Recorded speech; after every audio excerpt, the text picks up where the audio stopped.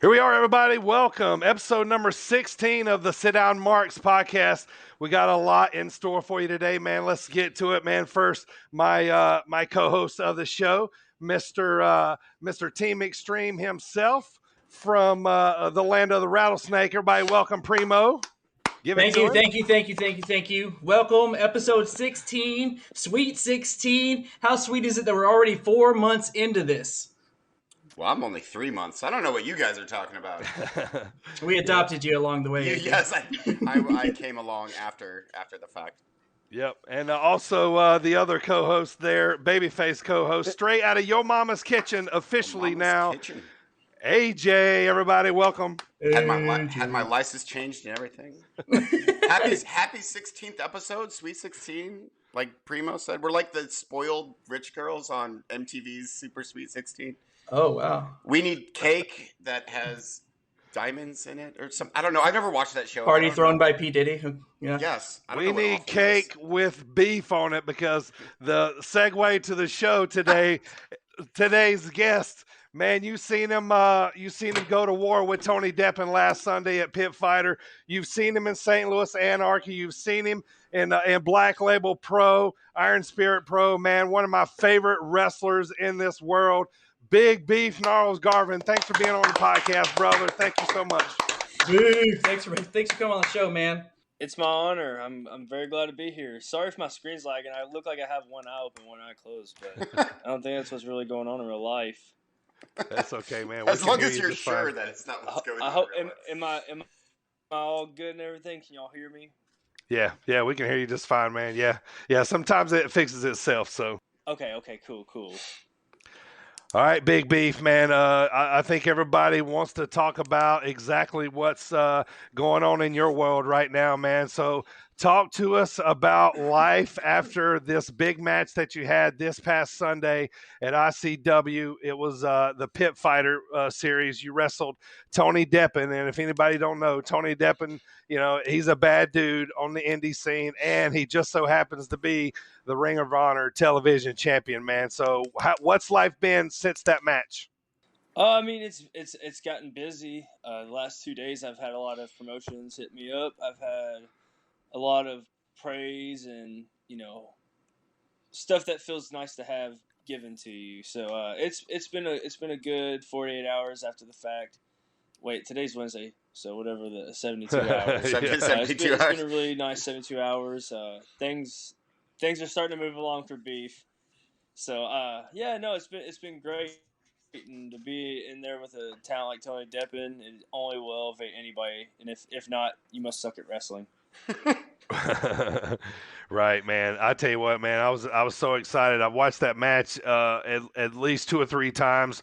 What really got me into that match? I mean, I was already into it, man, but once you grabbed that microphone and told Tony that he didn't beat you that way, and then Tony came back, man, that match went from a 10 to like a 20, like within seconds, man. It totally got me just like I was glued to the screen already, and I was just totally intense matchup. That really kind of told a great story of the match, man. And just talk to us about what happened right after that, and then going up to the end, and then the crowd chanting "Beef, please come back" at the end of the match.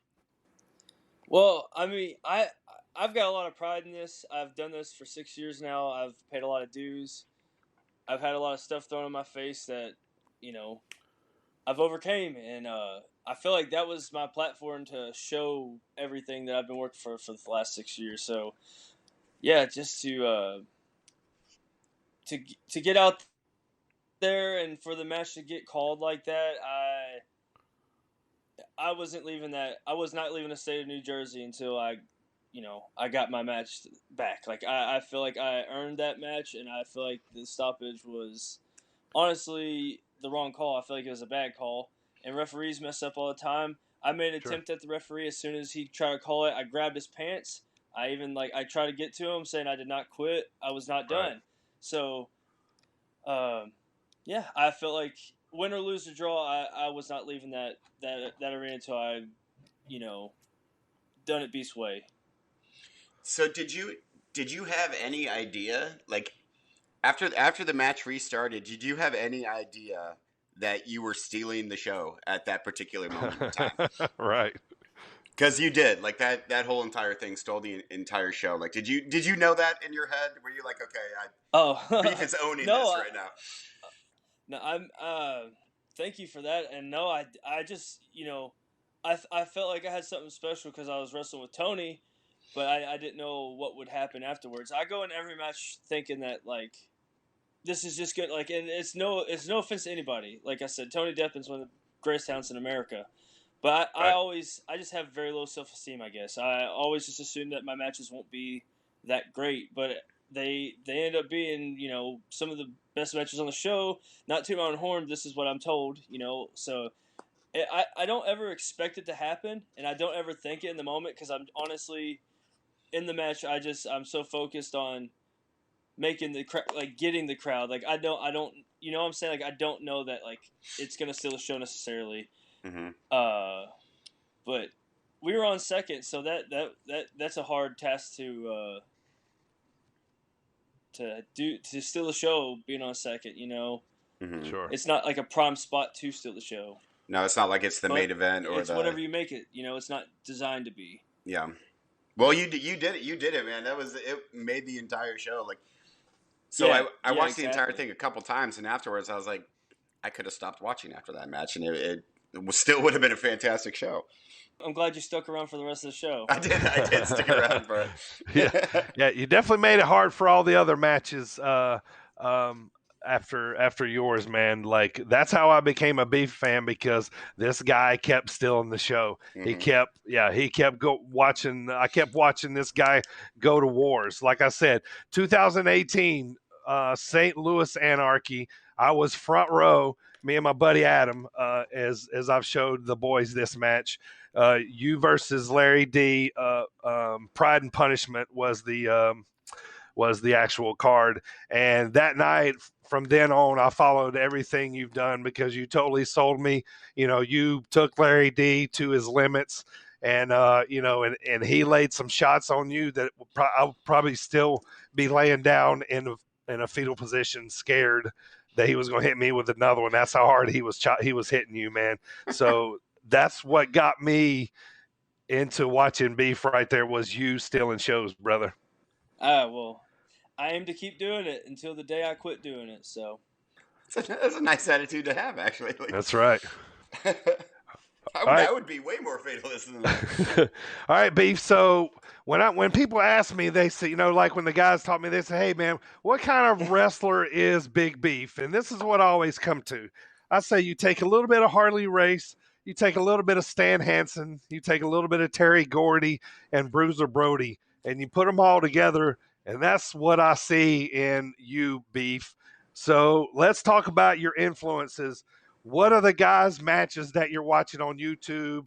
I already know this because we talked about this before, but tell the world, what matches are you watching to get pumped up to learn your craft? Honestly, like you said, you kind of just named like the four like pillars of my wrestling fandom. I'm a disciple of Harley Race. Like, I try to pattern my style after him. He was different when it was like everybody wrestled the same. Like, even though like he was like very slow and methodical, he was different. Like, he did things differently. He hit the ropes the wrong way on purpose to be different. And I like just to hear that stuff from like wrestlers. You hear the stories, like when they explain it, because I've never met and never got the pleasure to meet Harley Race, but you hear these things. Harley did these things to like stand out, and like people thought he was wrong for doing these things, but he did not care, and that's why I love Harley Race. Terry Gordy is like Bam Bam, my favorite wrestler ever. I just admire his style, his pace. I admire his character. I base a lot of my stuff off Terry Gordy. Yeah. So, I love Terry Gordy. Stan Hansen is also like the third in the order. I watch his matches ad nauseum. I watch everything he's done from WCW, AWA, obviously All Japan. ECW. I've watched everything he's done basically, even like early days in Texas, like when he was just getting matches. I've seen him, so I'm obsessed with him, and I've recently more so gotten into like New Japan wrestlers. I've never really, I sound like an idiot, but like until recently, I've never really knew much about Tanahashi, and I'm obsessed with him. I've watched at least like 20 of his matches the last couple times I've watched wrestling. Yeah, no, that's not a stretch, Beef. Look, So there's a gazillion. I'm myself after guys that are fluid, very athletic, very hard hitting, and storytellers. So Yeah, nah, man. Like,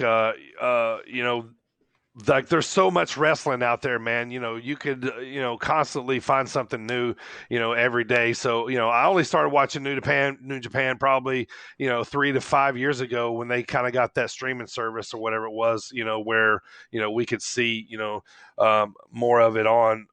So, all right, Beef, let me ask you, man. I don't know that I've ever asked you about this, man. What's the story of the owl tattoo on your chest, man? Yes, I think wanted it's to ask awesome. that too. Yep. I think it's awesome, dude. I honestly, I got it because I wanted a chest tattoo, but at the time, I was just like learning a lot about them. Like they're very silent, deadly creatures, and like I don't know, I like that. So I've actually got one on my forearm as well. I don't know if the camera's lagging too much to see this, but yeah, I got me a owl guy on my arm. I love owls. I love animals. All right, Beef, let's talk about what you got coming up here, man. Let's talk about first Iron Spirit Pro, man. You're going to down in Bloomington, Illinois. You're going to be taking the belt that night from Brubaker, man. Let's talk about that match. You and Brubaker definitely have history. Yeah, there's history there.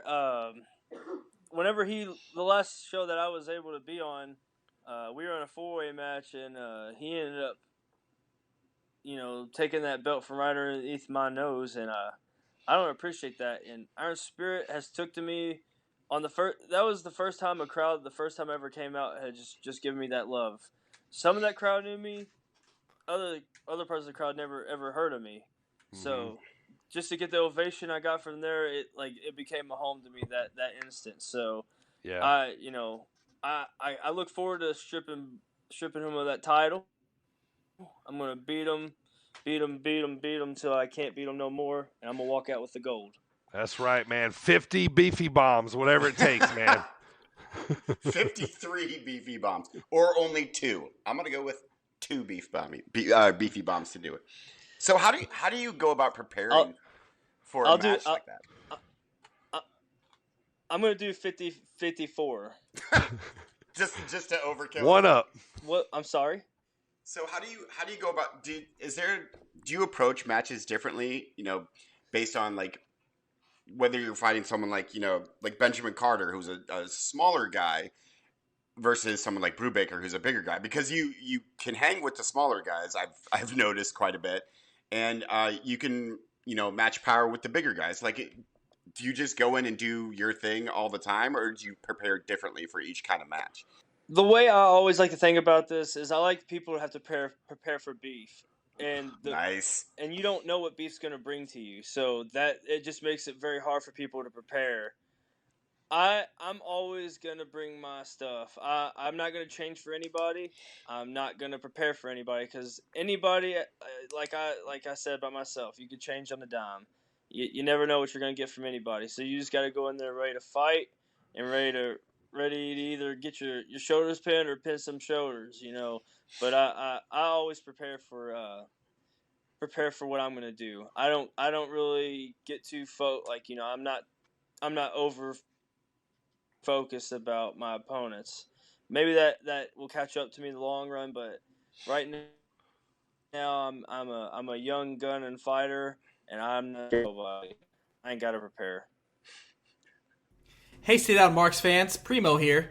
Thank you for listening to part 1 of our interview with Big Beef. We hope you enjoyed it, and we will be releasing part 2 on a future episode. Now let's get back to Sit Down Marks with none other than Dirty Bird, AJ, and Primo. Let's go. This day in wrestling history, June 30th, that is today. We're going to go back to 2005. Let me talk to you, okay? New York high school teacher, Mr. Matthew K. you were a student, you might have called him Mr. K, makes national headlines about a controversy surrounding the use of his sick days to travel to Japan to wrestle. This led him to resigning from the school system as being a teacher, and then being picked up by the WWE, going on to become what we now know as Matt Striker. Matt Striker with the Argyle tights and his face on his butt. It's classic. Moving on, 4 years ahead, 2009, Monday Night Raw. Your teacher. CM Punk cashes in his, how relevant is this, Money in the Bank briefcase to defeat Edge for the title. CM Punk. That's right. CM Punk. And relevant to CM Punk, not so much relevant to Money in the Bank. 2014, Monday Night Raw, AJ Lee makes her return. First match since WrestleMania that year to defeat Paige for the Divas Championship in just 61 seconds. Paige here. Interesting. I love Paige. Yeah. So, wrestling birthdays on June 30th, we have 1944. Y'all might remember this. Terry Funk. Wait for it. Oh, look at this guy. Look at this shirt. You know, honestly, Look at this shirt. I actually love when y'all do that. I'm a funker. I'm a funker. I love when y'all do that. When y'all 77th. when y'all hack into the birthdays. Yep. How 19. How Do many what? retirements has Terry Funk been through now? Like, is he still going? Like, I bet he's still like trying to do moonsaults while wearing circus pants. Oh my goodness. More fingers and toes than you have, for sure. The ugliest tights ever. Yep. They were. Circus so tent. tacky. Lower circus. Circus tents. 1977, we have Yoshitatsu. Nice. 1984, we have Dax Harwood, half of FTR. He'll come up later. 1985, Cody Rhodes. He won't come up later. 1986, Alicia Fox. And 1989, Sue Young. Sue Young. Susan. And that is your wrestling birthdays in this day in wrestling history, June 30th edition. I thought Sue Young was younger than younger than Oh, I see what you did there. Oh, all right, man. I want to thank everybody for listening on Apple Podcasts, iHeartRadio, Stitcher, Spotify, Google Podcasts, TuneIn Radio, and everybody listening right now on sportandam.com online Fridays at 7:15. That's when we're scheduled, and I hear that we're getting some more replays. So not only Friday you can get your sit-down marks fixed, but you can hear it multiple times throughout the weekend. I mean, if you tuned in at least twice, you got to hear AJ's boob joke from The Simpsons at least 3 or 4 times. Guess how many boobs I saw today, Marge? 15. 15. Yeah, so keep up with our replays on Sportnarium. Go ahead and follow them on Twitter at SportnariumWW. That's right. And we were on right after the Thomas Bryce show. So thank you guys for tuning in. So, all right, let's get to these recaps. So first of all, let's toast to our sponsors. First of all, Rowdy Energy. I got some on the way. I got some orange citrus and cherry limeade. What have the boys got today? Got that sour green apple. Ooh, cherry limeade. That's right. My fave. Cheers to you, champ. Thank you to Rowdy for sponsoring the show here. You know what happens? You know what happens when you toast inanimate objects? Well, I mean, he's just happy that he's going to be here at least until November when Survivor Series hits. When's SummerSlam? He's coming to cold. He's coming to where it's cold. We're looking past that. I'm going to make him a little sweater for when he comes to Bloomington, so he doesn't get chilly. Knit him a little sweater. Yes, I'm going to make him a little champ. AJ's going to be that guy. He's going to take pictures with it in obscure places. He's already in a singlet. He's going to be taking a picture with it like Niagara Falls, and then the next day he's going to be in like Albuquerque. He's going to be like Shinsuke in The Crown. I mean, right. I know you guys are joking. But just wait, because Yes, I will be doing that. Why haven't I been doing this?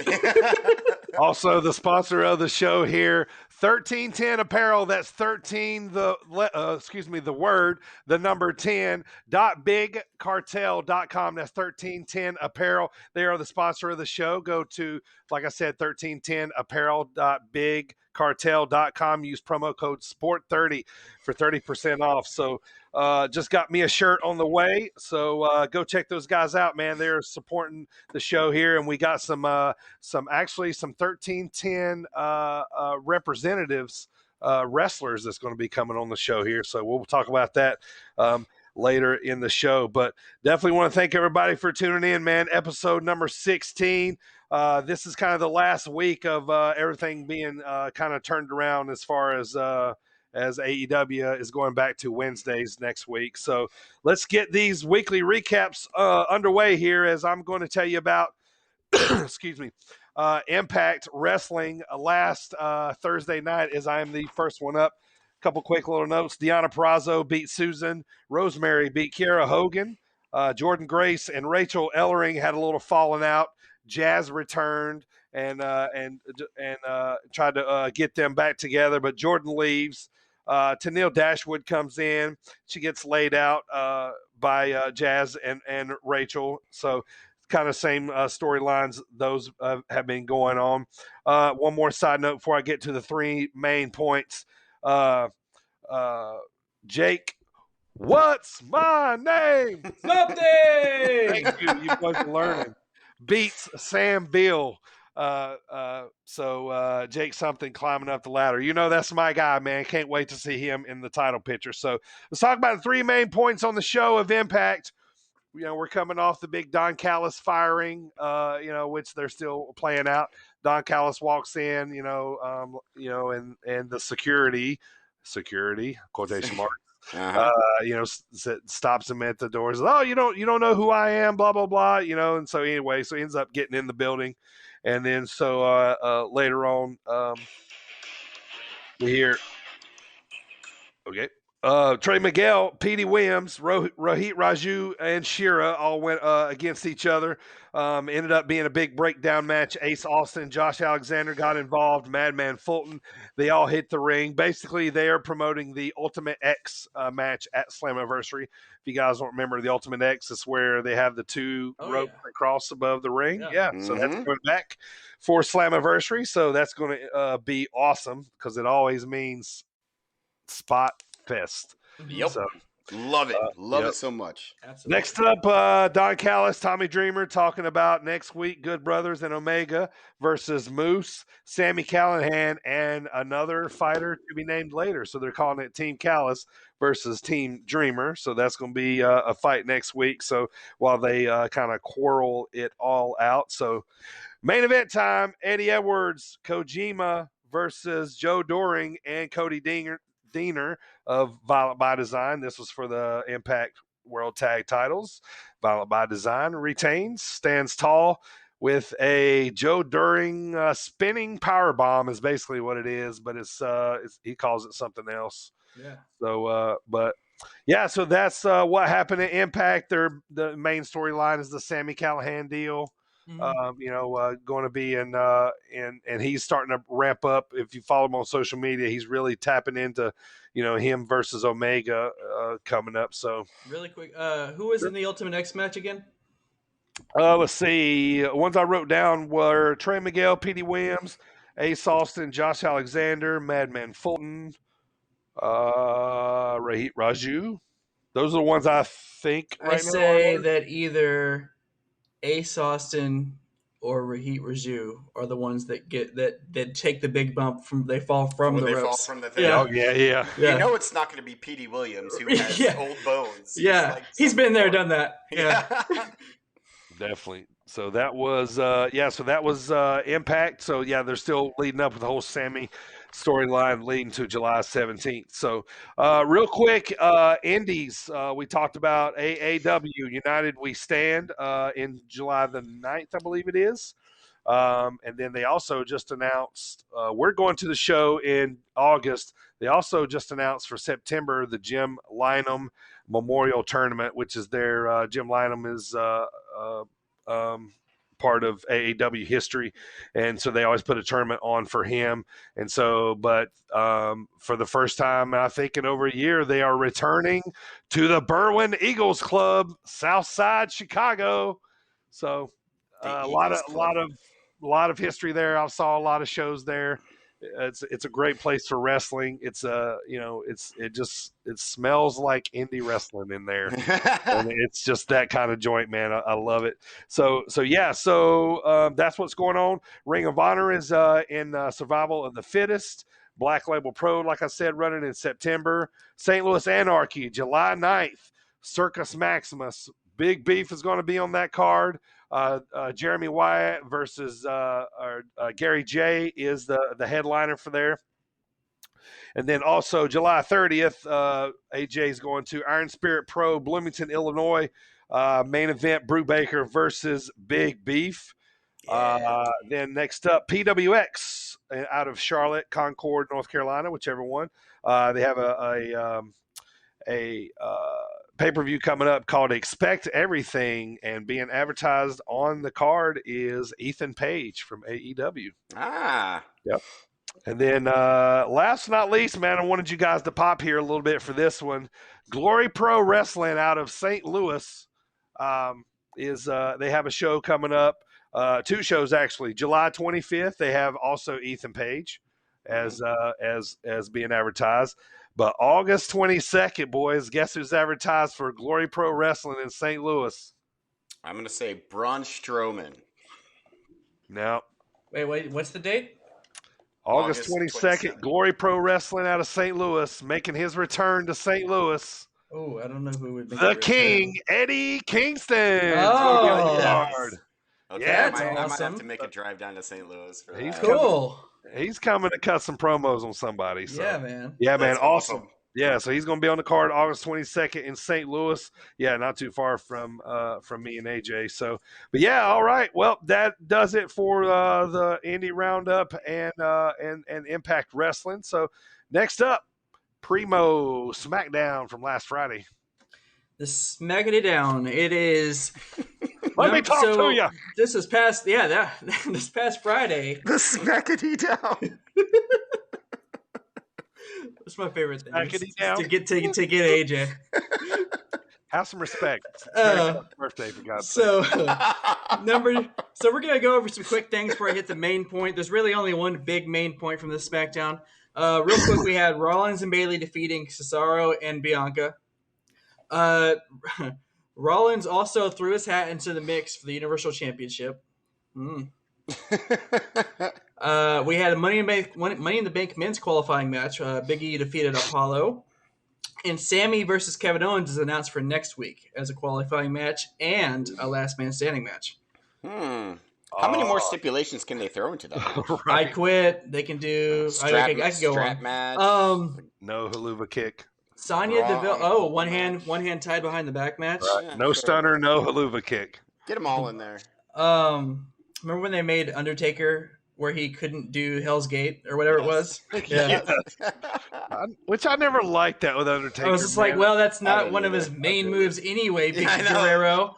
Right. It's like saying you can't do old school. Like it's, okay. It's a cool move, but, so he's going to switch back to the last ride in Tombstone. Okay. Yeah. Okay. There he goes. Jeez. Know your Undertaker stuff, Vicky. Stupid Vicky. Anyway, so Sonya Deville comes out and she selects Carmella to be in the women's Money in the Bank match, which I thought was so... Okay, could get Carmella some heat as a heel, because every woman on Raw had to earn their way in. And Carmella gets selected. But Liv Morgan took exception to that because she beat her last week. And she said, well, let me beat you again. And Sonya Deville gave her the match and said, here's your chance to maybe earn your way into the match. So Liv Morgan does beat Carmella, but we still don't know if she's technically in because they said she might earn Sonya's, her way in and get Sonya's approval. How Wrestling. Silly. Wrestling. Yeah. Wrestling. And meanwhile, Carmella just gets to slowly walk. It's like walking into the end zone. She gets to go straight to Money in the Bank. All right, main point. So the show opens up with Jimmy telling Roman that Jay says that he's not coming back. He tells Roman that he can do what Jay does. He says, however, I'm nobody's right-hand man. That's a nice way of saying what he said. And Right. Roman's like, you can do what your brother does? You think you can do what your brother does? Like, he basically like puts what Jay does on such a high like pedestal. And Jimmy's like, yeah, totally. So Roman tells him to prove it. He dedicates, so Jimmy goes out and has a match, but beforehand he dedicates the match to the family, to Jay, and he tells Roman he hopes he's watching. So his match is against Dolph Ziggler. Has a great match. He ends up beating Dolph Ziggler.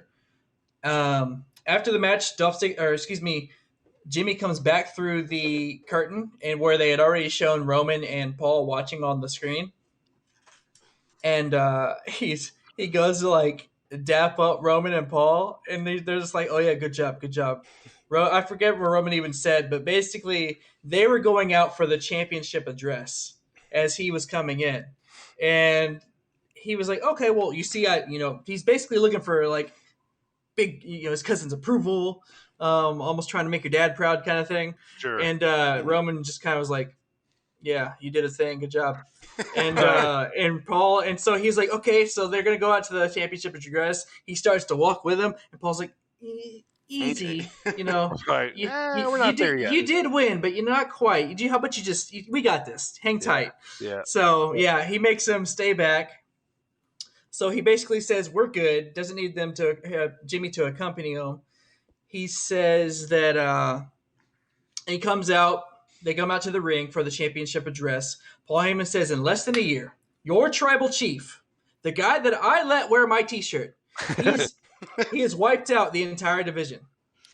Yeah. So wiped out. They talk about Daniel Bryan and Edge stacking the bodies and pinning them. They talk about Cesaro. Yeah. They talk about everybody that Roman's beat throughout the past year with no fans. And so nobody's going to remember except for the people that watched. So then, all of a sudden, just when you think that they're like, what's he going to do next? Yep. You think you know me. Edge returns. Comes back. On this day. Go back to, what is that? Which Royal Rumble is this? 09? When Edge returns, bearded Edge. So anytime we get bearded Edge, we know the wild man is coming out, ruthless. Yep. So bearded Edge returns. He comes in, spears Roman. That basically takes him out. Yep. Spears him, goes for the concerto, but Jimmy actually comes out and makes the save. And then Edge spears Jimmy through the barricade. And he gets back up. By the time he gets back into the ring, Roman's able to retreat. Edge ferociously looks into the camera, even though Roman is right there to his right. And says, Where are you, Roman? I'm right here. And that is how the match, or that is how SmackDown goes off the air. It was cool. We had the return of Edge. That was the big news. Yep. Okay, so we know now kind of where they're headed with that. Yep. So Edge Money in the Bank opponent for Roman. Yep. Another loss, which is fine. I'd say, well, maybe, yeah. Yeah. I mean, they may could hold it till SummerSlam. Unless they want to, give the rub to that young upstart Edge. Give him a nice push. That young, unsettled competitor that made his debut. Yeah. I have a theory here, so I'm gonna wait. We're gonna talk about that later. I'm gonna talk about that later of what I think is going on here with Roman. So we're gonna talk about that later on in the show. But I like Edge coming back. Formidable opponent. He's got some name to him. Yeah. Hall of Famer. I'm saying he's not just a scrap heap guy. That he's an A+ superstar. Yeah. But Roman already beat him. He did. He did. He didn't just beat him. He humiliated him. Yes. Yep. So, and I'm gonna explain all that here shortly. So, but he's never seen this Edge. That's what Edge is going to come out and say, right? Well, yeah, allegedly, yeah. He's going to say that it's different this time, and all right, nobody else in the match, so he hasn't seen the Edge that speared Mick Foley through a flaming table. Yep. So why didn't he just bring Right. that edge the first time? Daniel Bryan made him soft.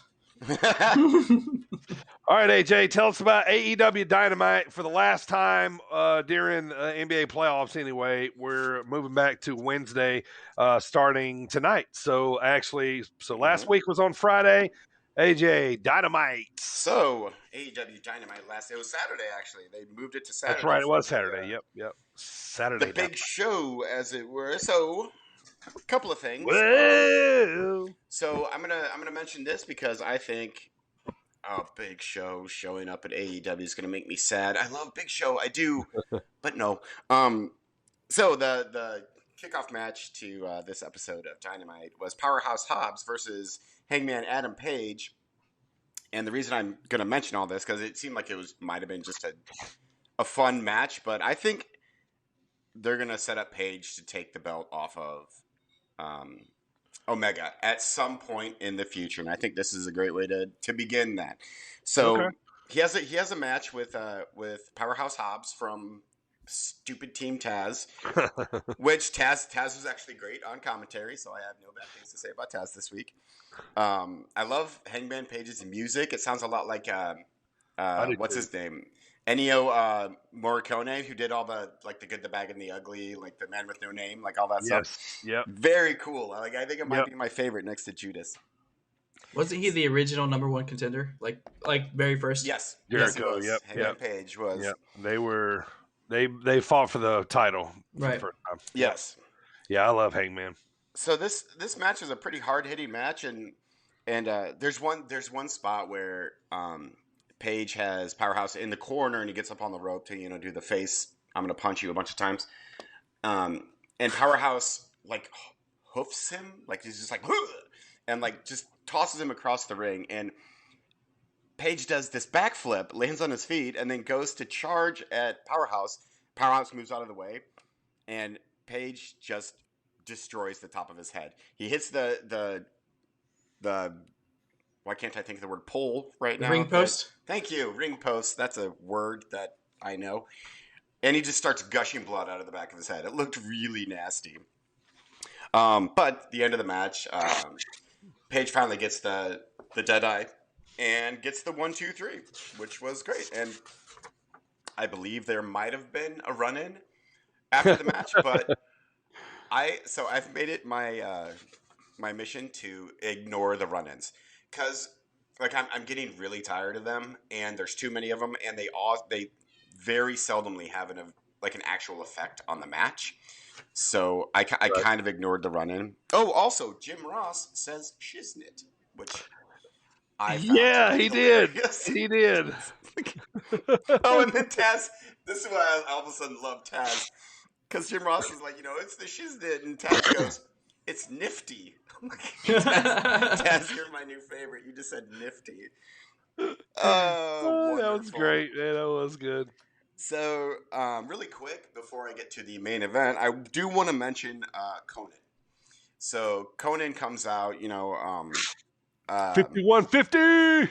So Tully Blanchard's in the ring with Tony Schiavone, and Conan comes out, and I was he's been there before, obviously, but I was never a fan of Conan in. When he was in WWE, as, we had, the shiny, Aztec type gear, and he tried to wrestle like a luchador, even though he weighed 280 pounds. Mm-hmm. And then I despised him in WCW, absolutely despised him. But then after he left, Conan just became brilliant. And he cuts a fantastic promo. It's I listened to it 4 times. And I'm like, this man can talk. What did he say? Where the men? He said, "Where the men are men and the sheep are scared." Yeah. In North Carolina. I'm from North Carolina. That's not funny.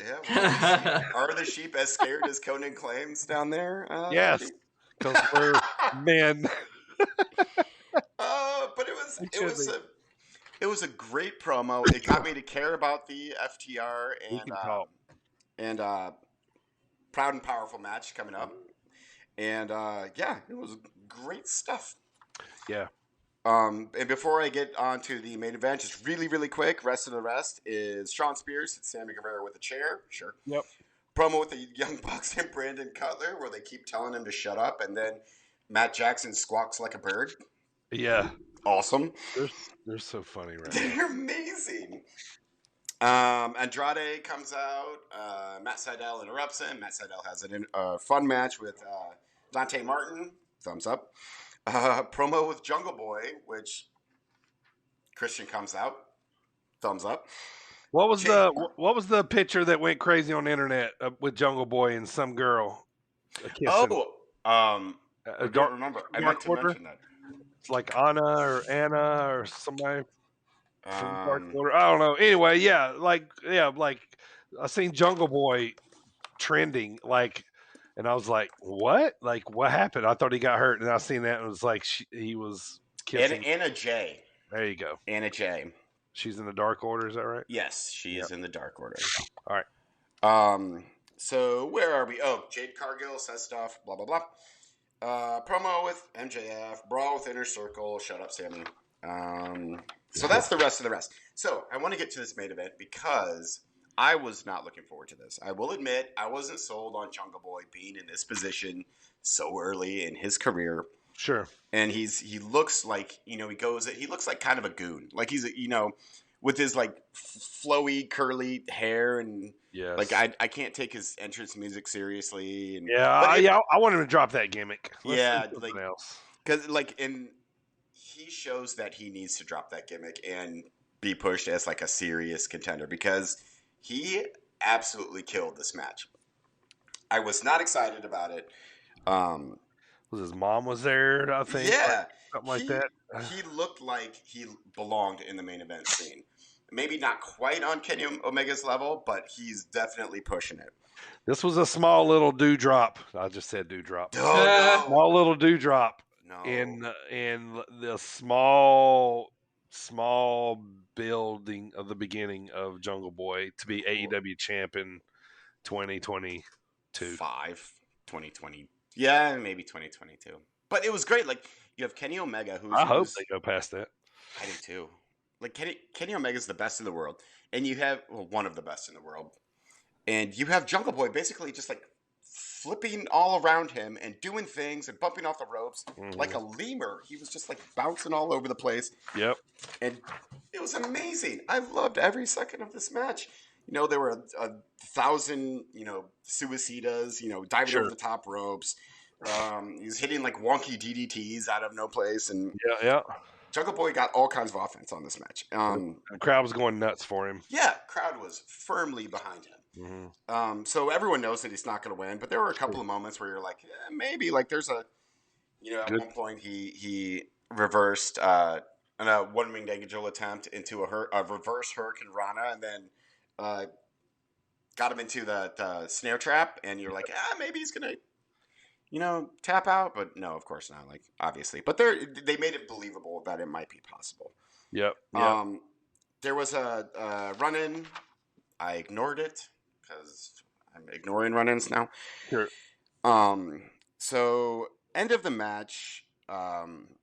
Finally, after about three one-winged angel attempts and a couple of snare traps and roughly 15 V triggers, Omega finally gets the one-winged angel for the win.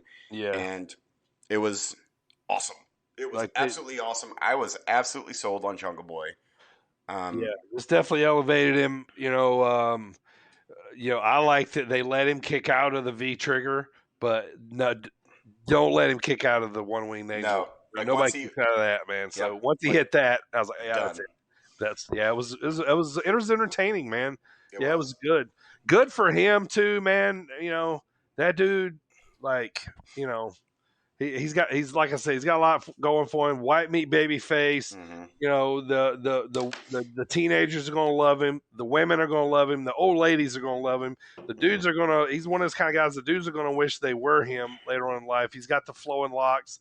He's got the famous last name. So, everything says superstar here. Yep. If the wrestling's there, he just got to, man, I just want to see him better on that mic, man. But plenty of time to get there. He has just started. He's virtually green, man. So, well, he's doing awesome. He definitely showed that he could go in the ring. And really quick, before AEW comes to a close and moves back to Wednesdays, Miro cuts a promo and thanks God for his power and making his hot wife flexible. Love Miro. Wow. There was an Ethan Page match which I skipped. I can't get behind Ethan Page. He has go away heat with me. I'm just like, can't be bothered.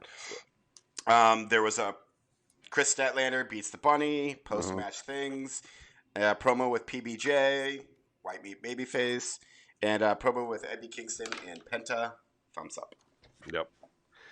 All right, Primo, Monday Night Raw. All right, Monday Night Raw. Let's see. I'm going to just talk about a couple quick matches, and I'll get into 2 main points from Raw here and during this big 3-hour extravaganza. So, 2 things that stuck out to me that actually I'd rather talk about than some other stuff, but... Dewdrop? Is it Dewdrop? Jackson Ryker defeats Elias in a strap match. Mm-hmm. Now... I liked the strap match. It's a throwback. It's an old school thing. And honestly, when I was watching it, I watched, Elias has always been jacked. Jackson Ryker, Gunner has always been jacked. It's just like these 2 freaking behemoths, dude. Yeah. They could really tear the house down, but they should have let them boil this a little longer. Sure. It was fast. Yeah, and it came out of nowhere. All of a sudden, Jackson Ryker doesn't want to walk with Elias anymore, and now and he just aggressively wants to beat him up all the time now. Yes, aggressively. And he wants to whip himself. And anyway, so long story short, Jackson Ryker defeats Elias in the strap match. It was okay. But another match that I would watch 10 more times, actually, that's not sarcasm, was John Morrison versus Ricochet. Yeah, that was amazing. Solid. Yeah, mesh styles awesome. Yes, yep. I'll always watch that. And the fact that it ends up ending in a double countout. If you watch anything from Raw, I don't remember what the point in the 3-hour mark this is. Go back and find it, though, you marks. You can go back and watch Ricochet jump off the turnbuckle, and then jumps and hits Morrison on the barricade, and they get a double count out. So, moving on to these 2 main points. The first one being that, but we still don't know why, or at least I don't. But Randy Orton was a no-show for Monday Night Raw. Yes, why was that? And so nobody ever says. But he was originally in the second chance triple threat match to determine who will be the final Raw entrant into the Money in the Bank ladder match. And basically, so that spot is now vacant. So they're going to open the show with a over-the-top battle royale match to determine that third competitor. Well, backstage, you have Adam Pearce talking about it, how that's how they're going to open up. Well, Matt Riddle comes up. He's like, "Hey, bro, Randy Orton gave me this letter, and I'm gonna read it to you." And like a 3-year-old wrote. Yeah, it looked like it was written in crayon. Yeah, like green highlighter. And it was a letter that Matt obviously wrote. Oh, I love it so much. Anyway, it was him petitioning to let Matt Riddle be Randy Orton in the match, like him to let him take his place. Anyway, so long story short, Riddle's able to convince Sonya and Adam to let him take Randy's place. And he goes out there and he actually wins the Battle Royale. And then at the end, he's doing the pose. The pyro scares the crap out of him. It scares him to death. He's like, "Oh." Yeah. It's like, "Oh, it's just Randy's pyro." And then he goes back to posing, So anyway, moving on to the triple threat match, he ends up getting in the triple threat match. However, this whole time, don't forget, Riddle's already in the Money in the Bank ladder match. Yeah. Which they never even talked about. Yeah. He didn't say anything like, "I'm already in the match. I was trying to get him in the match." But they didn't say that. No. I think it would have been way also cool if he would have came out to Randy's music. Yes. So anyway, after showing a lot of heart, he gets taken out in the middle of the match at one point to where it looks like it's just going to be AJ and Drew for the rest of the match. And towards the end, he ends up coming back, heroic return back to the match. However, he wasn't able to pull it off. And Drew McIntyre. No. Why did you say that, AJ? This is why I'm not allowed to have theories anymore. Oh my God. Next time I have a theory, you guys need to be like, take off your microphone and go put your head in the freezer because that's where it needs to go. So Drew McIntyre, he's gonna be the fourth Raw entrant to the Money in the Bank match. But later on, we'll talk about this. My pick so far to win the Money in the Bank ladder match, and we'll talk about that later. And it's not Drew. So, second point, and this is it for Raw. Kofi came face to face with MVP in the ring.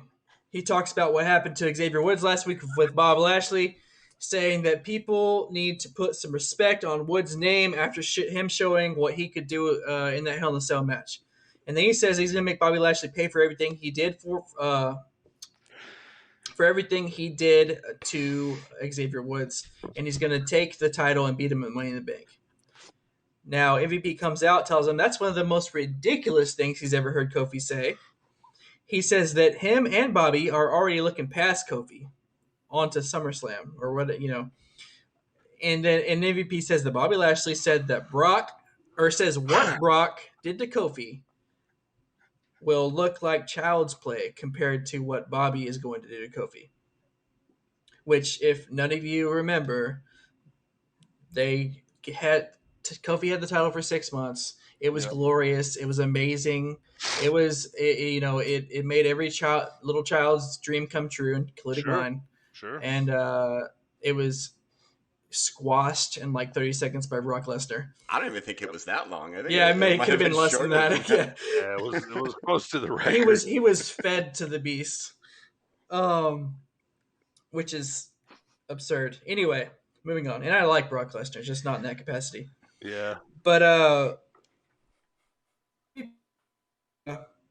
tells Kofi himself, but unfortunately he's not medically cleared to compete. So then Kofi starts talking about his bum knee, and then he charges MVP, ducks the cane swing, and turns around and hits him with Trouble with Paradise and lays MVP down out on the ringside. It was great. And I like MVP. I'm a fan of MVP, but that was funny. So that was Monday Night Raw in a nutshell, and we can move on to whatever was next.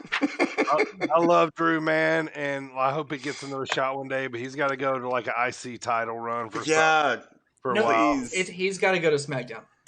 Yeah. He needs to go to the back of the line. All right, next up, man, a really good show last night for NXT, the best WWE show on the market right now. So, Primo, let's get it going, brother. Let's look at it there. I put bold up here. This bold I'm going to read to you, AJ, and to the rest of the people. It says, NXT recap, firing on all cylinders, championship match, backstage brawls, great in-ring action, and red-hot promos. NXT had all of that in their 2-hour show, which is supposed to be the developmental WWE, which it isn't anymore. No, but it's the best product they have. It is the best product they have. I'm gonna try to go through some of this, but it's hard to not talk about because this really built up a lot because we have Great American Bash coming next week. Yep. Show opens up. We got a women's tag team triple threat match between Ember and Shotzi, Zoe Stark and Io Shirai, and Dakota Kai and Raquel Gonzalez. That's to determine the number one contender for the tag titles at Great American Bash. The Great American Bash. The Io Shirai and Zoe Stark end up winning. This odd couple end up winning the match, and they get to challenge The Way, which is Indy and Candice, for the women's tag team championships next week at Great American Bash. So we'll also move on to, they announced that the NXT Breakout Tournament is returning in 2 weeks. So from that we got stars like Bronson Reed, Swerve Scott. I can't think of this off the top of my head, but we had quite a few people. Yeah, Top Dollar. A lot of people came from that NXT Breakout tournament. Yeah. So that's returning in 2 weeks. So we'll see some fresh talent, hopefully, and maybe some people that'll stick around. Maybe some familiar faces. So backstage, speaking of Top Dollar, Hit Row and Swerve Scott, they challenged Bronson Reed. Well, on behalf of Swerve Scott, they basically coaxed Bronson Reed into having a North American Championship match. Yeah. Is this the one where he said, "Man, you ain't even from North America"? The Top Dollar said that. Yeah. And then he comes back at him because they started to rap at him. He just you told him to be quiet or something like that because they were talking about their Hit Row. And they do end up having the match. This is the main event. It's a good match, solid. Hit Row and Isaiah Swerve Scott hit Bronson Reed with everything they got. At one point, he throws Top Dollar and Adonis over. He throws Adonis, so he throws Top Dollar through the plexiglass over the barricade. Then he throws Adonis over the plexiglass, and he lands on Top Dollar. I don't know if anybody saw that, but he lands on him. So that had to hurt. And we got, I don't say unfortunate because I'm actually kind of happy for Swerve Scott, and obviously this also means Bronson Reed is getting pulled up. But Swerve Scott is your new North American champion for NXT. Yeah, I didn't see this coming. I love when they surprise me. That's my favorite type of being a wrestling fan, is when I'm surprised. And it doesn't happen often anymore. So I like to be like, this might happen, could happen. Oh my gosh, this really happened, and it just is a regular show, So that was cool. Normally the surprises on WWE are like Nia Jax wins the belts again. I remember the one time it was AJ Styles, or is either Kevin Owens or AJ Styles won. No, it was Samoa Joe won the United States Championship off of AJ Styles on a house show. Mm-hmm. On a house the United States title. Yeah. They always like to do that every so often. See, you never know what can happen at a live show. Yeah. Once every 5 years. So Roderick Strong and the Diamond Mine arrived to the ring. Fired up Roddy Strong gives a dominant performance, an aggressive performance, and he defeats Hale. I don't remember the full name, but Hale by submission, and he holds him in that submission. Asher Hale. That's what it was. Also known as Anthony Henry from the Indies. Really? Yes, sir. Malcolm Bivens says that Diamond Mine is open for business, and this is just the beginning. Cool Kyle is out in the ring talking about... Let me say real quick, how long till we see Diamond Mine versus Hit Row? It's got to be soon. It's coming, right? Like they gotta... I like that. I meant to talk about this, but I was kind of hurrying through it. Diamond Mine, I love Diamond Mine. I gotta say, I'm a fan. I like that they're just no nonsense, butt kickers. Like they kind of like an old school faction. Yeah. Malcolm Bivens. So they just, they just come out and they do what they say they're gonna do, and they're, have some of the best talent. So it looks awesome while they do it. Yeah. So anyway, like a cage match or something. Right, like war games. Yeah. Cool Kyle's in the ring talking about fighting dudes that make him a better fighter. That's what he said. He said, I fight dudes to make me a better fighter. So he's talking about fighting that dude Kushida last week. He starts talking about Cole and O'Reilly too at Great American Bash, saying that he proved that he can one day be NXT champion, but Adam Cole keeps doubting him. So then he calls out Cole, baby. Cole comes out, baby, quickly trailed by Joe and security. Joe is like right behind Adam Cole when he comes out. And he's like, hold on. For your safety and, to maintain peace in here, I'm going to be here. And so is my security guards. But continue with what you were going to say, Adam Cole. And tells him to proceed. Cole says that Cool Kyle is obsessed with him and he's delusional. says that Cool Kyle is nothing without Adam Cole, baby, and says that and Cole. That was Cole, so subdued. Oh, that's great. It looked like he licked the screen. And it is something Big Beef would do. Would do, yes. Cole says that he's solely responsible for undisputed success and that he's still the star, and everyone, including Samoa Joe, knows it. Even Cole, right. Including Kyle O'Reilly's wife. Mm-hmm. He did say that. Hi-yo. Getting personal. So then, Cool Kyle, that struck a nerve right there. So Cool Kyle, starts to get a little like he's going to get aggressive. Joe steps between the two. But just when he does, Cole tries to strike. However, Kyle O'Reilly, we know he has like an MMA background, or so they say. Yep. And he ends up getting Adam Cole in a knee bar. Well, he has Adam Cole in this knee bar, and suddenly Adam Cole wants Samoa Joe's help. He's like, Joe, you see what he's help? Get me out of this. Help me get out of it. And Joe's just watching him. He's like, deal with it, basically. And he walks out of the ring, gives it a couple seconds more of Adam Cole being stuck in this knee bar. And he's like, okay, security, now you can go break it up. Right, yeah. So he still technically did his job, but it was a little delayed. He could have said he was having a moment, a senior moment or something. MSK and Tommaso Thatcher and Tommaso Ciampa, excuse me. I read that wrong. Tommaso Ciampa and Timothy Thatcher. Thatcher. Old man Ciampa and Toothless Timmy. Toothless Timmy, thank you. Timmy. Old man Ciampa, except I'm glad he shaved his head still. So yeah. They have a sit down in the ring with MSK. Ciampa says that next week at Great American Bash, the champs are the underdogs. He says that Toothless Timmy is motivated and that no one elevates the title like Ciampa does, and everybody knows it.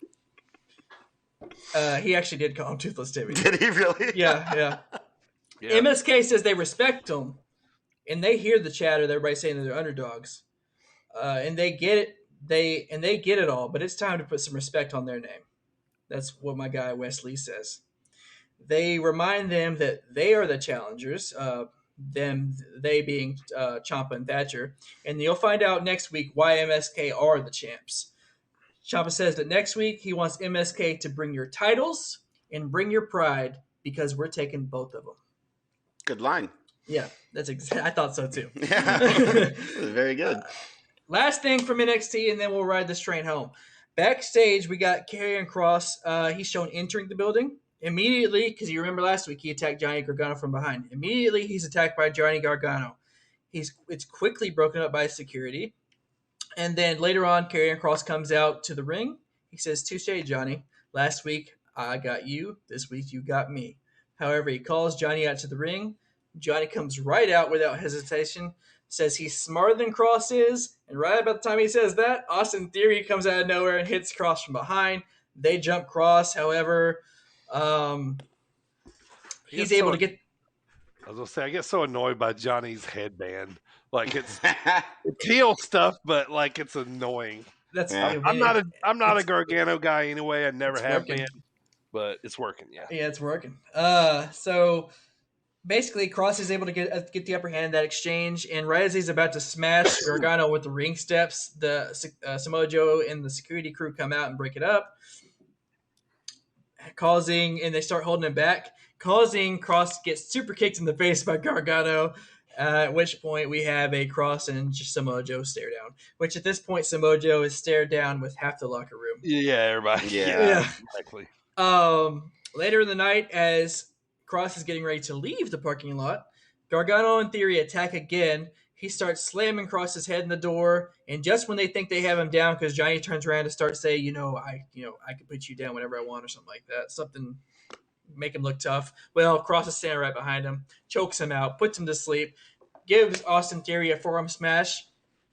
They get in the car and leave, and Joe comes out and he's like, I guess you pushed him a little too far tonight, and drags Johnny back inside by his shirt collar like a little kid. So, two things. That's NXT in a nutshell. Real quick, I want to go over the NXT Great American Bash card because that's next week. Yep. We have Adam versus Cool Kyle, number 2. we have the $1 million match. Cameron Grimes versus LA Knight for the $1 million title. However, if LA Knight wins, Cameron Grimes has to be his butler. I can't wait for that match. That's Cannot definitely wait. happening. That's Yeah. happening. Oh yeah. There's too much. Yes. There's too much funny stuff that can happen here. Yeah. I can't wait, man. And then we have the NXT women's tag match: Io Shirai, Zoe Stark versus Indy and Candice LeRae. Then we have MSK and Ciampa Thatcher for the men's tag title match. There is no NXT champion match or women's championship match. So not as for now. It's only they're doing it during a regular televised 2-hour time slot. So I imagine they'll save those 2 matches for another time. They still want to build with Gargano and Cross. So plus his Spartan skirt is probably dirty. He only has one and needs to wash it. Yeah. That's right. You got to give Karrion time to do his laundry. Yeah, has to get his skirt cleaned. Well, that is the recap of the week. So good job, boys. As everything's starting to kick up, man, here I'm starting to get a little excited. All right, let's jump right on in next to our dropkick discussion of the week. Today, we're going to talk about our favorite top 3 SummerSlams, WWE SummerSlams in our lifetime for whatever reason. This could be because a memory that we had about a certain SummerSlam, our favorite wrestler winning, or or how good the card was, or something that happened on it. So anyway, this is our top 3 favorite SummerSlams. Primo, why don't you start us off with number 3, buddy? Number 3, for my top 3 favorite SummerSlams. I'm just getting it ready just in case. When you announce me every week, you say, Mr. Team Extreme. And that's got to go to SummerSlam 2000, which happens to be where the first ever official TLC match took place. Mm-hmm. Also, main event, we had Rock, Angle, and Triple H in the a thruple, as you would say, Dirty. A triple threat match for the WWF Championship where The Rock retained. That was my first. That's my number 3 on my list. How about you guys? Okay.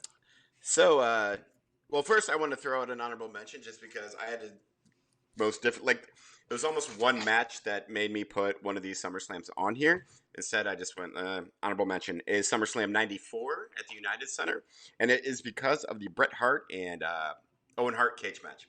Love that match so much. I still love it. It's one of those that I go back to all the time. Yeah, that's an honorable mention. I couldn't justify putting the whole pay-per-view on there. Sure. So, my number 3 is SummerSlam 05 because, one, that's the one where Kurt Angle comes out and absolutely just, beats the tar out of Eugene. Yes. And I love that because Eugene, that gimmick was one of the worst, most offensive gimmicks I have ever seen WWE do. And they've done a lot of offensive gimmicks. This was an underlying... it was so bad. And isn't the dude that, the actual guy, isn't he, legit? Yeah, he's a really actually good wrestler. He's a trainer at a school, or he has a school. Something like that. So he's. And Kurt Angle just wallops him. Just comes out and absolutely wallops him. Also, this is one of the dumbest storylines WWE has ever done, but I love it. The Rey Mysterio and Eddie Guerrero feud for Dominic. Just when I thought we weren't going to talk about Dominic for 1 week. I know. He's not on our TV. Don't bring him up. Well, at least he was just a child. That's what I like to remember Dominic for, though. I do love baby Dominic. Yeah. With Rey Mysterio and Eddie Guerrero fighting for custody of him, and Eddie is your poppy. Which I still, as an adult, think that is so ridiculous, and I love it. And the third thing that I absolutely love about this SummerSlam is, so I was never a Hulk Hogan fan when I was a kid. I really hated him as an adult. And this is the SummerSlam where Shawn Michaels absolutely flops around like a fish and oversells because of Hulk Hogan's backstage politicking and whining, and because he didn't want to put Shawn over and blah, blah, blah. So Shawn is like, all right, I'm just going to ruin this match then. and in a just true whiny baby Shawn Michaels fashion, just oversells everything. Flips way up and then goes out of the ring and like flops down the entryway. It was fantastic. Speaking of, real quick, I did read somewhere today, actually, this is kind of funny. When Hulk Hogan would get hulked up, he would actually say to himself, Hulk up, Hulk up, Hulk up, Hulk up. I don't believe that. Me neither. But I read it somewhere, and I want to believe it. I am now going to believe it just because I love that. We wish. Full character. So you know what bothers me about Hulk ups is like he does his Hulk up, and then he does his like finger point. Everyone tries to punch him. Don't punch him. Did anybody not learn anything? Yeah. I mean, was it Roddy Piper or I can't remember who it was that poked him in the eye, and that stopped the Hulk up. Like give him like an eye poke. It was Piper, yeah. Or kick him in the knee. Something. Don't just hit him. All right, so I know all of our different. We're going to be a little bit across the board here. So as we have established, I started watching in the '80s, AJ in the '90s, Primo a little more in 2000s. So don't pick your jaw up off the floor when I put this at number 3. Number 3 for me, SummerSlam 2002 is where I'm at. Number 3, RVD, Benoit, Edge, and Eddie, Ray versus Angle, Shawn versus Triple H. Rock versus Brock. That's my number 3 as SummerSlams go. So you'll understand why when I get to my next 2. There's reasonings for these. So all right, Primo, number 2. Number 2 for me would be SummerSlam. Excuse you. Sorry. The champion is speaking. SummerSlam 2013. Well, and it's the main event there. We have Daniel Bryan versus Cena with the twist where Triple H pedigrees him and hands the title basically to Randy Orton. It's not so much. It's more sentimental for me because I was actually my first ever televised Monday Night Raw that I went to was that summer, and it was the Monday Night Raw that the contract signing was at for Daniel Bryan and Cena.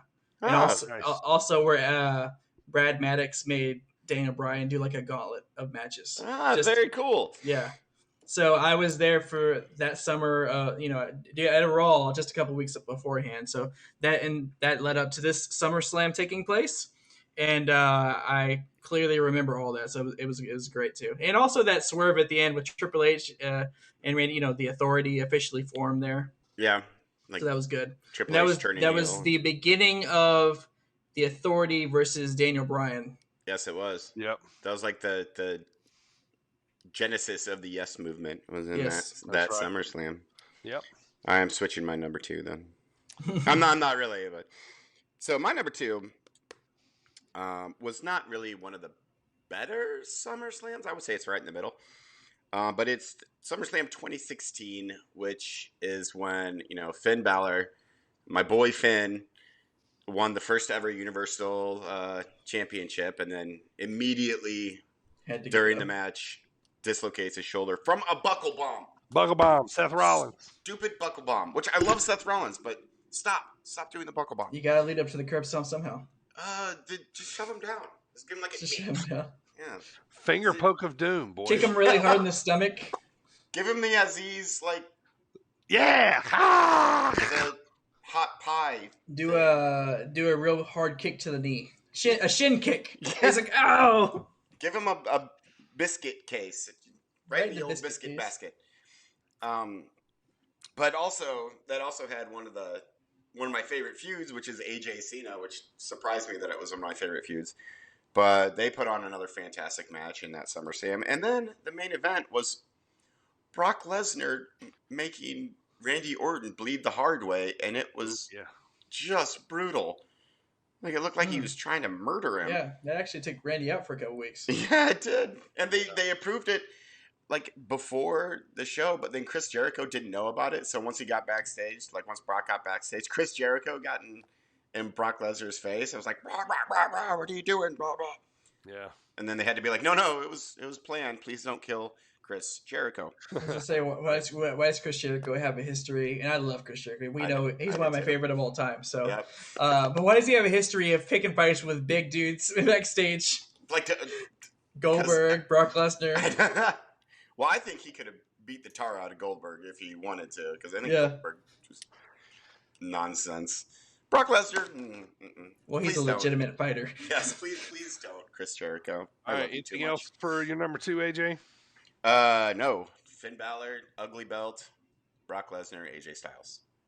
All right, my number 2, we're going to go way back here, boys. 1988, the Mega Powers versus the Mega Bucks.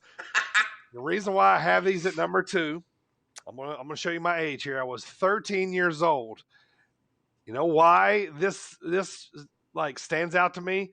Because I remember at 13 years old watching. I didn't get to watch it live back then. It was VHS tape after it came out. You know, we're watching it.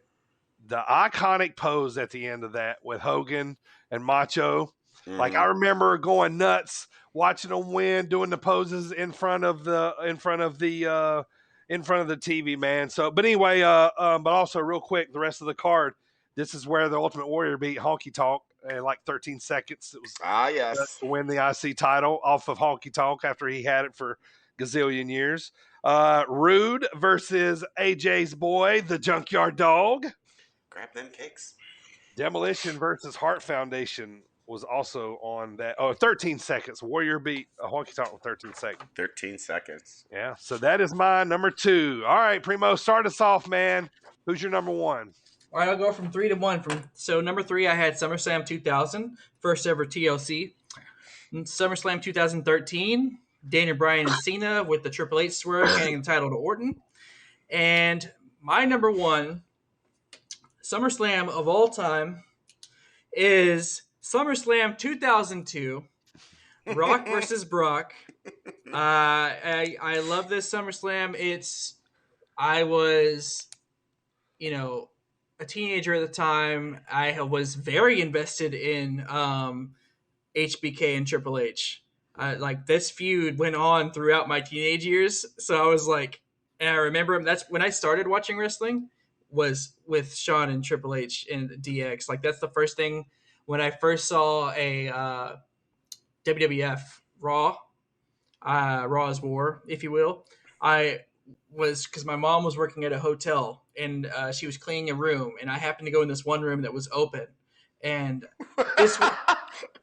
Were you just like wandering around? Like yeah, well, I was with her at work. I was like, I might have been 9 years old, and so I was with her at work, and I went in this room into an open room that she had just cleaned, and this was on TV, and it was DX, Shawn, and Triple H. So anyway, they were part of my entry into wrestling, and I was very invested in HBK's return.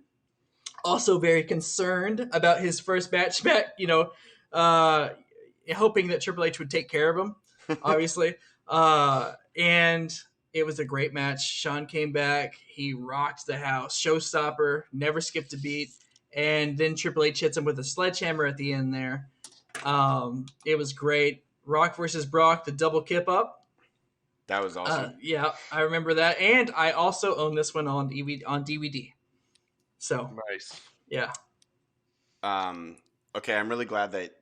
And so after you said that in my head, I just pictured you like going like as a kid, like randomly looking for hotel rooms to go into, and you just wander into one, and you're like, ooh, this one open. Hi, strangers. Yes. You guys have wrestling on?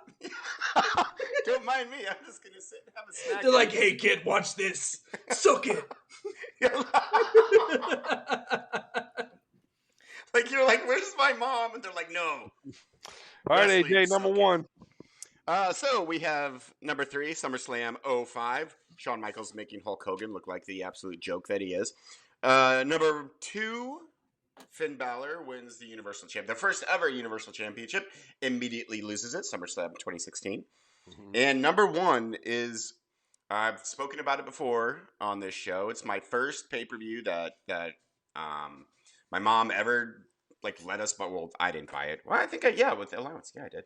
Well, anyways, first ever pay-per-view I saw, it was SummerSlam 92 in Wembley Stadium in the UK.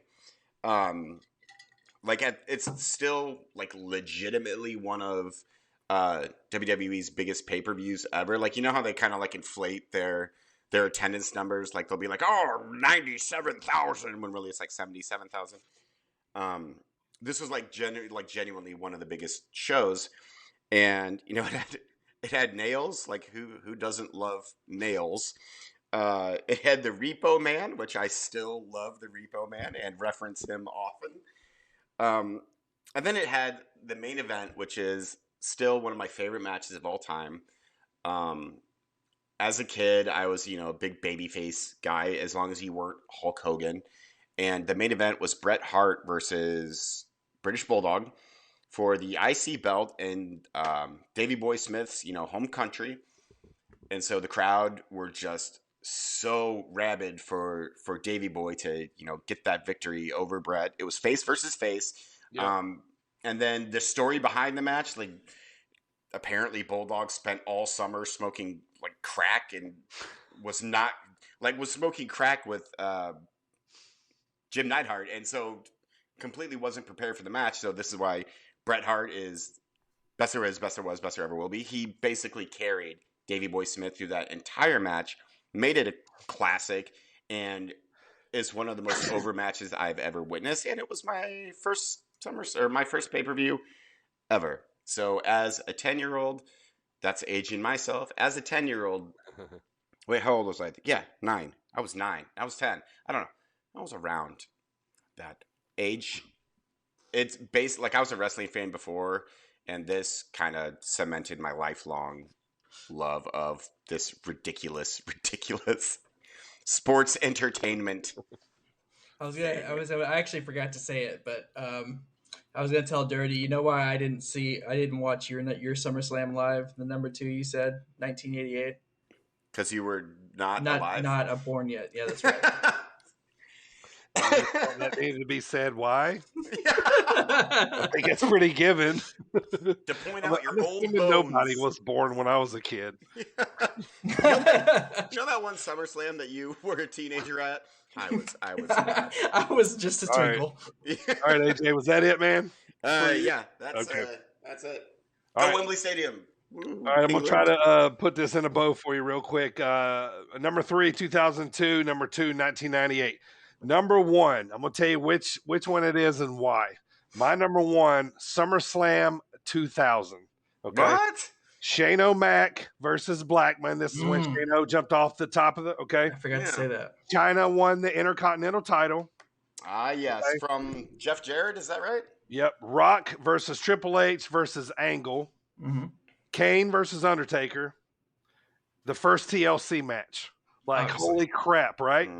Well, let me tell you why that's number 1. Because I was in the building, boys. I was there. Yes. Nice. Raleigh, North Carolina. August of 2000. Long story short, craziest story. I've been working at a bar for like 6 months. I've been talking to a guy in there that watched wrestling, and so the day before SummerSlam, he comes in the bar. He says, "Hey, man," he goes, "I just won 2 tickets to SummerSlam in Raleigh, and you're the only person I know that likes wrestling, And I'm like, "I'm in, dude." Random. So it gets even better. We get there, and he hands me the ticket, and it's a VIP ticket. What? So we got to eat before the show, and we got autographs, meet and greets with 2 wrestlers to be announced later, which turned out to be Taz, which at the time I was super pumped. I'll show you the pictures later. Mick Foley was the other one. That is amazing. Yeah, I have pictures. I'll show you. I can't pull it off the wall. I'll show you right now. But yeah. So we had amazing seats. They weren't ringside. With one of the first couple rows up from ringside. One of the best nights of wrestling in my life. Little did I know, like I knew that was awesome, but little did I know like how important that pay-per-view ended up being, with TLC. like with Shane O'Mac. How many times have you seen him jump off? That is insane that you were there. Like, that is crazy. Man. Yeah. It was nuts, man. So that's why that is my number one, because I was there and it was the biggest card as it was. Like, I went back and watched that so many times. That's amazing. Like, can we see you like in the crowd? No. Like I said, I'm kind of at the corner post. We were sitting with about a row of 10 people, maybe 4 or 5 other people who'd won tickets that day too. You know what I mean? So it was amazing. I've been bartending for like 1,000 years, and no one's ever offered me free SummerSlam tickets. You gotta talk more wrestling with people. That's so cool. I always thought that's the best ever. I know, that's fantastic. Yep, I was there, man. I got pictures, meet and greet. I lost my mind when Mick Foley walked out. It's funny, in the picture, Taz has an XFL shirt on. That's how old it is. That's how old it is. Awesome. The original. From the first I would have been excited to meet Taz back then too, because that's like Suplex Machine Taz, not Pumpkin Candy Corn Taz. Yep. All right, well, that's our top 3 SummerSlams for the drop kick discussion of the day. So let's run through some quick notes here, real quick. Primo, WWE just released some more wrestlers. I know Killian Dane was one of them, man. Who was the rest of the list here? So we also have Tyler Breeze and Fandango. Boo. First of all, not boo. I mean, boo that they're gone, yes. Yeah. But I like both of those guys. I love them. Like both Tyler Breeze Tyler Breeze, solid. He's awesome. Yes. And Fandango, who remembers when he debuted at WrestleMania against Chris Jericho and won? And won. He beat Chris Jericho in his debut and match. They just released him. Dancing gimmick and everything. That was a bad. They also released Ever Rise, which was that was a tag team that was on NXT. Mm-hmm. They were getting funny too. I kind of hated that. Aria Daivari. That one. Kind of. Yeah, him and Tony Nese from 205 Live. Mm-hmm. August Gray. Marie. He had been with the company not long. He was an Evolve signing. And then we have Kurt Stallion. Yep. Same. Arturo Ruiz. Arturo Ruiz. And Marina Shafir. Roddy's wife. And last one, the Bollywood Boys. I didn't even realize they were still with the company, to be honest with you. I thought one of them died after Randy Orton. I saw something about that, and modern day. I saw something where Randy tweeted them and was like, "Hate to see you go. You guys are going places and not just through tables." Oh, that's great. But yeah, Tyler Breeze, Fandango. I like Killian Dane too. I was a big Chris Hero fan, and oh yeah, How long before they released Drake Maverick? Again. Drake Maverick. Yeah, how many times have they released him already? Rockstar Spud. Is it just once? So did you guys see the picture of Andrade and Charlotte where they both Andrade had the AEW hat, Charlotte had the WWE hat? I did. You seen how people were playing with it on the internet and putting the AEW hat on Charlotte? Yep. I loved it. Oh, it was so good, man. That was good stuff. Unfortunately, that is something that will probably never, ever happen. No. All right, guys, real quick. Who's your pick to win the Money in the Bank briefcase right now, men's and women's? Go. Big E. Drew McIntyre. Big E here. Women's? Carmella. I'm going to say if Becky don't superhero. come back. Nikki Cross. I would love that. Nikki Cross? I am fully behind Nikki Cross right now. She's undefeated right now. If don't come back, I say Charlotte because Becky could still come back later, and that would be a good. Those are natural champion winners. Yeah. Yes. You give the briefcase to somebody who doesn't naturally win a championship. I know, but I'm just looking at how weak the women are right now. I mean, I take that back. That was an incorrect statement. Brock Lesnar. Because Randy Orton's had it. Yeah, Miz has had it twice. CM Punk had it. Yeah. All right, real quick, guys. Edge, good opponent for Roman. I say yes because he has a name.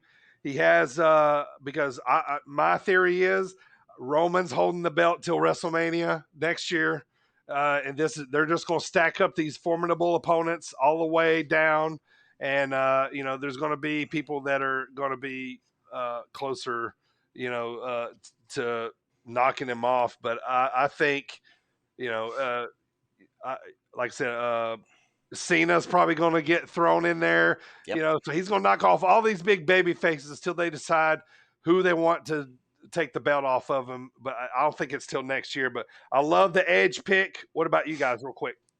I will agree, just because there's no one else really right now. I mean, even though he's already beaten Edge and beaten him soundly, there are, you know, mitigating circumstances to that match. So I like that Edge matchup. I mean, who else is going to have a marquee matchup with Roman Reigns right now? Like, right, and they have no history, so That's what I was going to say. Right now, they're building Roman Reigns up so much, which I enjoy, by the way. Me too. Yeah. But they're building up so much.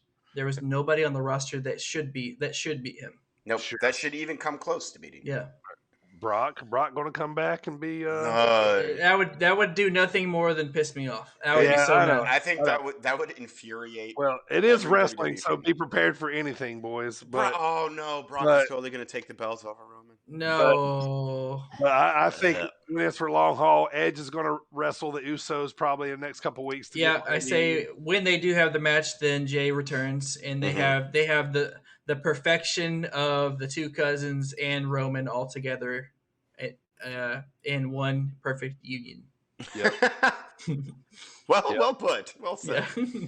All right, let's toast to Rowdy here one more time, boys. Thanks for sponsoring the show here. Also, 1310 apparel. That's 13, the word 10, the number apparel. .bigcartel.com. Use promo code SPORT30. Also, guys, coming up, we got more guests coming up. July. We have RP Davies and Rick Marcus of Born Ready with Odyssey Pro Wrestling. They're going to be on to talk about their debut show coming up. So looking forward to having those guys on the show. I believe that next Wednesday, July 7th. Yeah, I believe it is. Yeah, isn't that weird? All right, man, it's coming up real fast. So look forward to having them on the show. As we wrap it up here or get close to the end of the show, boys, we still got squared circle questions coming up here to end the show. But I want to do real quick, guys. Anybody's favorite champion changed? Mine has back to Miro. Back to Miro because he didn't wrestle, but I just want to thank God for my power and for making my hot wife flexible. Yeah, that's good. Genius. Yep. Great. No, it's still Roman for me. There's nothing else to be said there. He's, like I said, they're building him up to be unbeatable. I feel like they're trying to do the same thing with Bobby Lashley, but it's just not. Roman really has that. You're not going to beat me. Yeah. Yeah. He doesn't have to say it, but he's almost like coming out there and looking at him, being like, "It doesn't matter what you do. You're not beating me." Yeah, you're not going to win. All right, so I'm gonna stick with Omega. You know, just because of the New Japan relationship, so I'm gonna stay put right there with them. So thumbs up, thumbs down, boys. Anything changed? I'm gonna stick with fans. I have a giant thumbs down for Doudrop getting the win over Asuka. I mean, I realized it was a tag match, but Asuka eating that pin made me angry. Carmella won that. That's true. Yeah. Thumbs up for me. Obviously, I say it every week. NXT firing on all cylinders. Yeah, so good. They're doing so good. That's my thumbs up. Also, another week closer to fans. Yeah. Can't wait. Cannot wait. And also, I was on Raw this past Monday. Wait, were you again? Bring that up, man. But go ahead. Yeah. Stole my thunder. No, it doesn't matter because I couldn't find myself at all. I actually looked and I couldn't. I will also go on to say that I'm calling your bluff, WWE, because you sit there and you say that there's so many spots and these spots are going so fast. But if you guys go back and pay attention, if they don't switch it up, then within the first 20 minutes of the show, anytime they pan to the top right or the top left, count how many duplicates there are. I never paid attention to that. Yeah. So anyway, there's that, and I never did find myself. I'm sure I'm there because I was doing everything I could to get on. I heard the moderator. They told somebody to put clothes on, but okay. Yeah, it was still fun. I might still do it again just to see if I can actually get on. My plan is to get one of those on screen. Oh, that would be awesome. Nice. I kind of want to join it too, just to find out. It's free. All right. Yeah. We got one more thing to do here before we finish up the show here today. I got squared circle questions here for the boys today. Yes. AJ was our winner last week, so because he won, he gets to pick the first category. But let me run over the rules real quick. 3 categories: wrestler, pay-per-view, or wrestling potpourri. We got, like I said, you can't holler out answers. Your first answer is your answer. So make sure you listen before you finish, before you decide to answer. So Primo. All right, AJ, here we go. You want wrestler, pay-per-view, or potpourri? I will start with pay-per-view. All right. Because Here we go. Category. Here come the facts. There were 17,000 people there. Chris Walker defeated the Brooklyn Brawler. The new Hart Foundation defeated the Orient Express. Roddy Piper defeated the Mountie.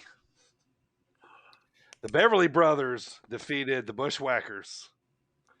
The Natural Disasters defeated the Legion of Doom. All right, we're getting down to it here. Last 2 facts. It was held in Albany, New York.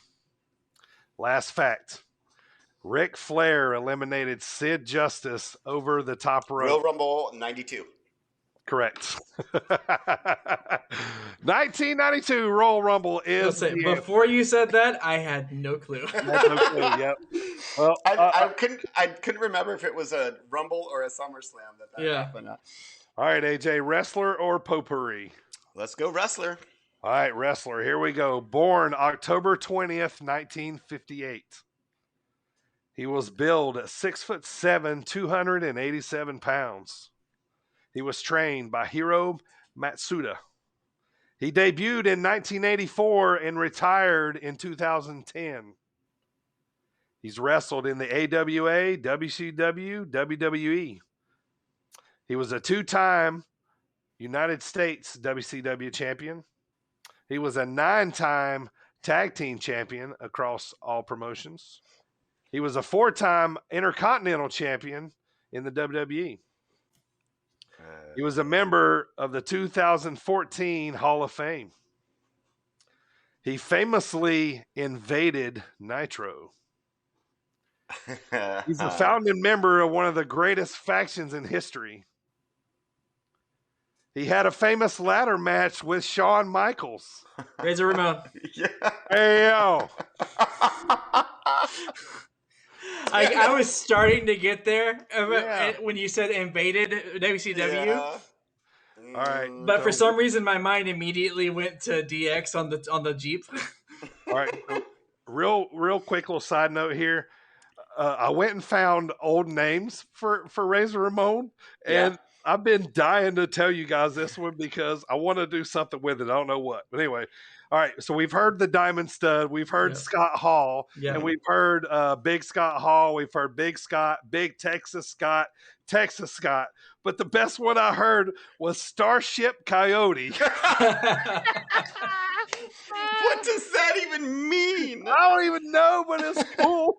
That's the name of my new IPA I'm putting out. Starship Coyote. I don't even know. I haven't even heard of that one before. It's the new name of my prog rock band. Yeah.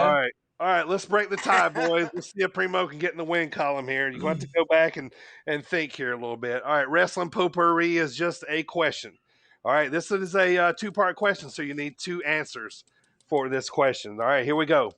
What was the names of the 2 dogs that the British Bulldogs walked to the ring with them? I have one of them. The other one. I need 2. There's only 2 names.